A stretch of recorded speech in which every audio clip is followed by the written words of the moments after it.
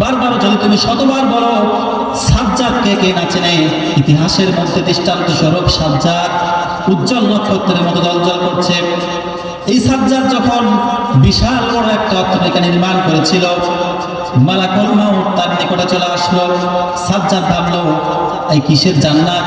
মুহাম্মদ আমাকে কালেমায়ে তাইয়্যিবার দাওয়াত দিচ্ছে, বলছে আল্লাহ এক, রাসূল আমি আল্লাহর প্রেরিত, এবং মুহাম্মদ বলছে জান্নাত রয়েছে, জাহান্নাম রয়েছে মৃত্যুর পরে। সাজ্জাদ বলল, কিসের জান্নাত আর কিসের জাহান্নাম?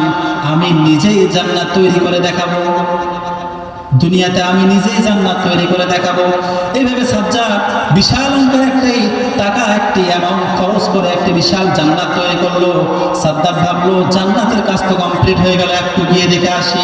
এইভাবে সাজ্জাদ ঘোড়াই করে জান্নাতের দরজায় গিয়ে যখন নামলো, জান্নাতের দরজা খোলা হয়েছে, ভিতরে পদার্পণ করবেন।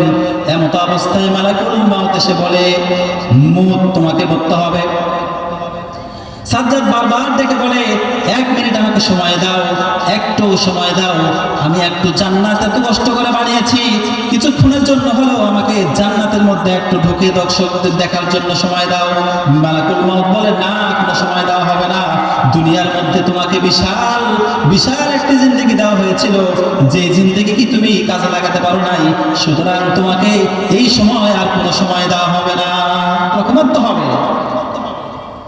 কিয়ামতের ময়দানে আল্লাহ পাক রব্বুল আলামিন আজরাইলকে ডেকে বলবে, মালাকুল মাউতকে ডেকে বলবে, হে মালাকুল মাউত আখবিরনি মা ইয়ারফা, হে মালাকুল মাউত আমাকে বলো, আর কে বাকি আছে পৃথিবীতে, কার কার জান এখন কবজ করা হয়নি? মালাকুল মাউত বলবে, ইয়া আল্লাহ